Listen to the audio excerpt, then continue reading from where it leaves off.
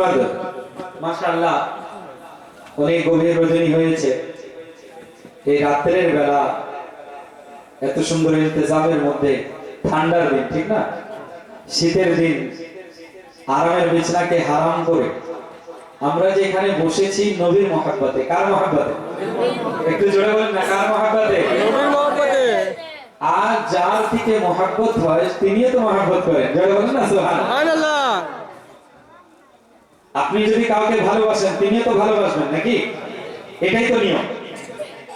এই জন্য কবি কি বলেছেন, আলা হযরত তিনি কি সুন্দর কথা বলছেন কবির ভাষায়, ज़माना भर में ये कायदा है, ज़माना भर में ये कायदा है कि जिसका खाना उसी का गाना, तो नेमतें जिनकी खा रहे हैं उन्हीं की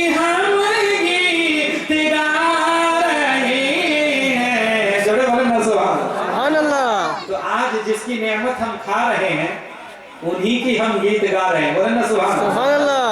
तो जिसका खाना उसी का गाना, ये तो दुनिया का कायदा है कि कोई किसी का खाता है तो उसी का गाता है, और हम तो नबी के खाते हैं। कौन सुभान अल्लाह। इसलिए आला हज़रत और एक शायर में अशार में क्या फरमा है, खाते हैं तेरे दर का,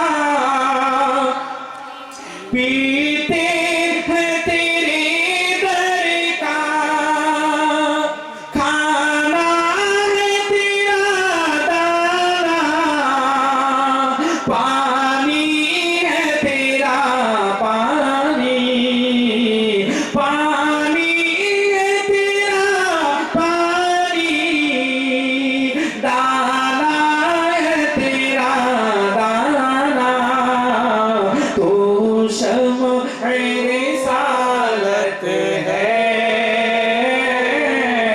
आलम तेरा परवाना, गिरे पड़ गया पहुंचा, मर मर के इसे पाया, छूटे नहीं लाई अब संगे डरे जाना,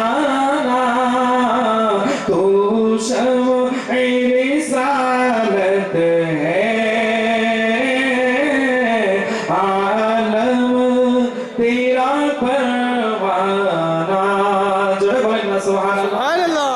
আমি আল্লাহ তাবারক ওয়া তাআলা যে কোরআনুল কারীম ওয়াল ফুরকানুল হামিদের মধ্যে ইরশাদ করেছেন, قد جاءكم من الله نور وكتاب مبين। এই মাস রবিউল আউয়ালের মাস, যে মাসে নবীর আসার কারণে সমস্ত মাস মাস হয়েছে, বলেন সুবহানাল্লাহ। যদি নবী আসতেন না কোন মাস হইতেন না, হইতো নাকি? দিন হইতো না, মাস হইতো না, দেহ হইতো না, রাত হইতো না, সূর্য হইতো না, চন্দ্র হইতো না, তারকা হইতো না, সাজার হাজার হইতো না, খুশকুতার হইতো না, জিন্ন বাশার হইতো না, ইনসান হইতো না, আদম হইতেন না, ঈসা নবী হইতেন না, মুসা নবী হইতেন না, কোন নবী হইতেন না আমার নবী যদি না হইতেন। সুবহানাল্লাহ। বলবেন হুজুর এটা আবার কোন কথা, নবী যদি হইতেন না, কোন নবী কেন হইতেন না? নবী তো সমস্ত নবী আগে হয়েছেন, তাহলে আমার নবী শেষ নবী হয়েছেন। তাহলে আমি বলতে চাই আমার নবী সাল্লাল্লাহু আলাইহি ওয়াসাল্লাম উনি এমন নবী যেই নবীর মতো কোন নবী হইতে পারেন না। সুবহানাল্লাহ। এই জন্য মনে রাখবেন আল্লাহ রাসূল সাল্লাল্লাহু আলাইহি ওয়াসাল্লাম যেমন আমার নবীর মাকাম, যেমন আমার নবীর মর্যাদা, আমার আল্লাহ তাআলা আমার আল্লাহ রাব্বুল আলামিন উচ্চ পদে রেখেছেন। আল্লাহ রাসূল সাল্লাল্লাহু আলাইহি ওয়াসাল্লামের এমন আমার নবী সাল্লাল্লাহু আলাইহি ওয়াসাল্লামের নূরে মুবারক জহুরে কুদসি যাকে বলা হয়, আমার নবীর নূরকে যখন আল্লাহ তাআলা বানাইতে চাইলেন, আমার নবী করিম সাল্লাল্লাহু আলাইহি ওয়াসাল্লাম নুজাতিল মাজালিস যে নাম্বার দ্বিতীয় খণ্ডের মধ্যে আল্লাহ তাআলার হাবিব আলাইহিস সালাতু ওয়াস সালাম হযরত ইবনে আব্বাস রাদিয়াল্লাহু তাআলা থেকে বর্ণিত যে আল্লাহ তাআলা যখন নিজের নবীকে পয়দা করতে চাইলেন, নূরে নবী বানাইতে চাইলেন, নিজের নূর দ্বারা আমার হাবিব আলাইহিস সালাতু ওয়াস সালাম আমার হাবিবের নূর ফাকাবাদা কাবদান মিন নূরিহি সুম্মা ক্বালা নুতি হাবিবতি। সুবহানাল্লাহ। আমার নবী সাল্লাল্লাহু আলাইহি ওয়াসাল্লামের নূর মুবারক আমার আল্লাহ তাআলা যখন বানাইতে চাইলেন, এক মুষ্টি নূর দ্বারা আমার নবীর নূরকে বানাইলেন। এই নূর দ্বারা বলা হলো নূর ইয়া মুহাম্মাদ। সুবহানাল্লাহ। এই নবী নূর হয়ে যাও, নবীর নূর হয়ে গেল। আনতা ইশকি ওয়া আনা ইশকুকা। আমার নবী সাল্লাল্লাহু আলাইহি ওয়াসাল্লামের ব্যাপারে বলা হয় আমার ইশকে তুমি আছো এবং আমি তোমার ইশকে। সুবহানাল্লাহ। এবং আল্লাহ রাসূল সাল্লাল্লাহু আলাইহি ওয়াসাল্লামের ব্যাপারে বলা হয় আল মাওয়াইবুল দুনিয়ার মধ্যে আল্লামা নিভানি রাহমাতুল্লাহ আলাইহি বলে নূরে মুস্তাফা সাল্লাল্লাহু আলাইহি ওয়াসাল্লাম যখন বানানো হইল, যখন তৈরি করা হইল, আমার আল্লাহ তাআলা কাতাবা ইসমাহু আলাল আরশ। আরশের উপরে আমার নবীর নাম আমার আল্লাহ লিখিয়ে দেওয়া হইল। বলে সুবহানাল্লাহ। আমার নবীর নাম আলাল আরশ, আরশের উপরে লেখা হইল। সেই নাম ছিল ইসমুহু আহমদ। সুবহানাল্লাহ। ফাহাকিকাতা মাওজুদুন ফিল যালিকাতু। বাস ইমামুল আম্বিয়া আলাইহিস সালাতু ওয়াস সালাম নিজের সমস্ত হাকিকাতের সঙ্গে উনি ওই সময় মওজুদ হয়ে গেলেন। সুবহানাল্লাহ। এবং তাফসীরুল রুহুল বায়ান চতুর্থ খণ্ড পৃষ্ঠা নাম্বার 38 এর মধ্যে এই হাদিস নকল করা হয়। কুনতু নাবিয়্যা ওয়া আদামু বাইনাল মা'i ওয়াত তিন। এবং মিশকাত শরীফের মধ্যেও আছে এবং তিরমিজি শরীফের মধ্যে এই riwayat রাবি করেছেন যে হযরত আদম আলাইহিস সালাম যখন পানি এবং মাটির মধ্যে ছিলেন, যখন ওনার স্ট্যাচু বানানো হয় নাই, যখন ওনার মুজাসসামা বানানো হয় নাই, আমার নবী তখনও নবী ছিলেন। সুবহানাল্লাহ। শুধুই তো নয়, এতই নয়, হাদিসে মুবারকার মধ্যে বয়ানটা ইসমাঈল হাতি রাহমাতুল্লাহি আলাইহি, আল্লামা ইসমাঈল হাতি রাহমাতুল্লাহি আলাইহি তিনি বলেন ইন্নাহু কানা নাবিয়্যান বিল ফি'লি আলিমান। আমার নবী নবুওয়াতিহি কে আমার নবী সাল্লাল্লাহু আলাইহি ওয়াসাল্লাম যখন আমার নবীকে আল্লাহ নবুওয়াত দিয়েছিলেন, ওই সময় যখন ইলম ছিল আমার নবী নবী আছেন এটা আমার নবী জানতে ছিলেন। বলে সুবহানাল্লাহ। ইন্নাল্লাহা খালাকা নূরা নাবিয়্যিনা সাল্লাল্লাহু আলাইহি ওয়াসাল্লাম আমরাহু আন ইয়ানজুরা ইলা আনওয়ারিল আম্বিয়া ফাগাশিয়াহুম মিনহু। আল্লাহ তাআলা আমার নবীর নূরকে পর্দায় রেখেছিলেন, পর্দার মধ্যে ছিলেন আমার নবী নূর। সমস্ত নবীর নূর আমার নবীর নূরের ধন হইলেন। বলে সুবহানাল্লাহ।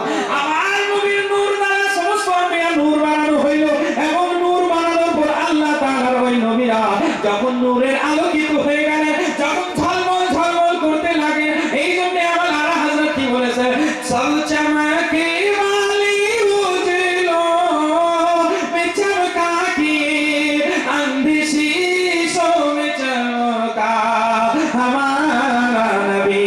अल्लाह रसूल सल्लल्लाहु अलैहि वसल्लमेর নূর মোবারক, এই নূর দ্বারা সমস্ত নূর বানানো হইল। এই নূরকে আমার আলা হযরত কি সুন্দর ভাষায় বলেছেন আমার আল্লাহ তাআলা যখন চাইলেন নিজের হাবিবের নূরের পর্দা উঠানোর জন্য। বলে সুবহানাল্লাহ। একটু জোরে বলেন না সুবহানাল্লাহ। এই জন্য আমার আলা হযরত কি বলেন উঠা দো পর্দা देखा दो चेहरा, उठा दो पर्दा देखा दो चेहरा के नूर बारी हिजाब में है ज़माना तारीक हो रहा है कि मेरे कब से नकाब में है। सुबहानाल्लाह। যখন নবীর নূর তার পর্দা যখন সরিয়ে দিলেন, قالوا ربنا من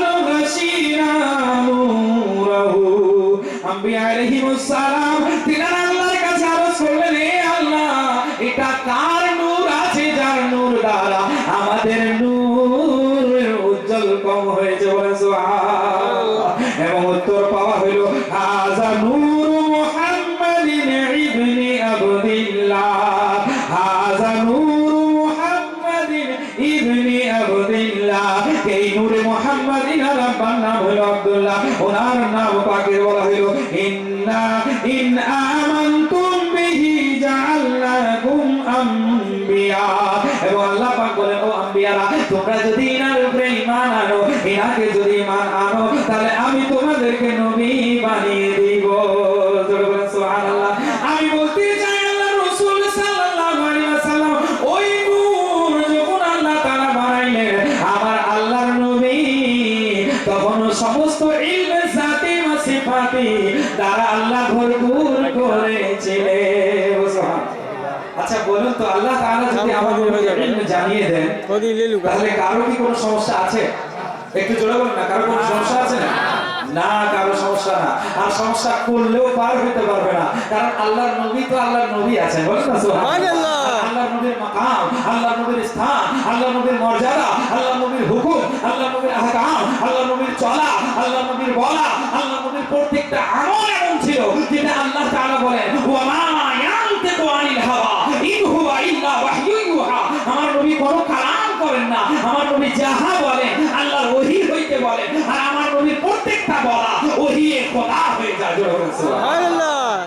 তাহলে বোঝা গেল যে ওহীয়ে খোদা আজ যার विलादत दिवस पालन করছি আমরা, जिसके आने की खुशी हम मना रहे हैं, सिर्फ हम नहीं शजर और हजर भी मना रहे हैं। सुबहानाल्लाह।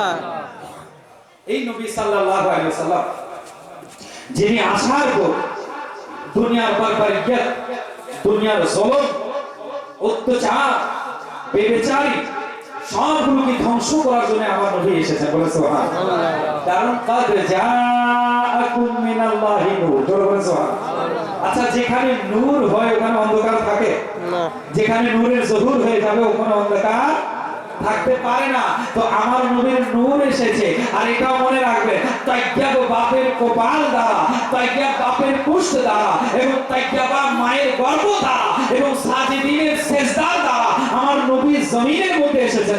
সুবহানাল্লাহ। আল্লাহ তাআলা বলেন মিনাস সাজিদিন, আমি সিজদাকারীদের অন্তর্ভুক্ত করে আমার নবীকে প্রেরণ করেছি, আর যারা সাজিদিন হয় তারা কাফের ও মুশরিক হবে না। আর আল্লাহ তাআলা বলেছেন আমার হাবিবকে তাইয়্যাব এবং তাহির, এবং কোরআন বলছে আল মুশরিকুনা নাজিসুন। আর যদি ওই ওয়াহাবি মোল্লারা বলে নবীর বাবা কাফের ছিলেন বা নবীর মা কাফেরা ছিলেন, তাদেরকে বলতে হবে আল্লাহ বলছেন যে আমি আমার বন্ধুকে যখন প্রেরণ করলাম, আমার বন্ধুকে দুনিয়ার মধ্যে ইরসাল করলাম, তাইয়্যাব এবং তাহির মায়ের রহম দ্বারা দিলাম। তাহলে বোঝা গেল তাইয়্যাব তাকে বলা হয় পবিত্রকে, আর তাইয়্যাব তাহির বলা হয় পবিত্র করনে ওয়ালাকে। বলে সুবহানাল্লাহ।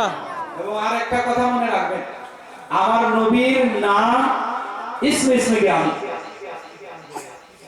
এটা যদি কোনো মুশরিক মুহাব্বতের সহিত বলে লা ইলাহা ইল্লাল্লাহু মুহাম্মাদুর রাসূলুল্লাহ, ওর নাপাকি দূর হয়ে যায়। বলেন না সুবহানাল্লাহ। ঈমান আনার কারণে ওর নাপাকি দূর, পাক হয়ে যায়। তাহলে যে নবীর নাম নিলে পাক হয়ে যায়, আর ওই নবী যার গর্ভে, যার পেশানিতে, যার কপালে, যার পিঠে এসেছে, সে নাপাক কিভাবে থাকতে পারে? ঠিক কিনা? তাহলে আমার নবীজির আব্বা শুধু মুসলিম নয়, আরে উনি তো এমন আল্লাহর বান্দা ছিলেন। ওনার দাদা, ওনার আব্বার নাম আব্দুল্লাহ। জোরে বলেন না সুবহানাল্লাহ। আল্লাহর বান্দা। জোরে বলেন সুবহানাল্লাহ। তো যিনি হলেন আল্লাহর বান্দা যাকে বলা হয়, তিনি কি কাফের হতে পারেন?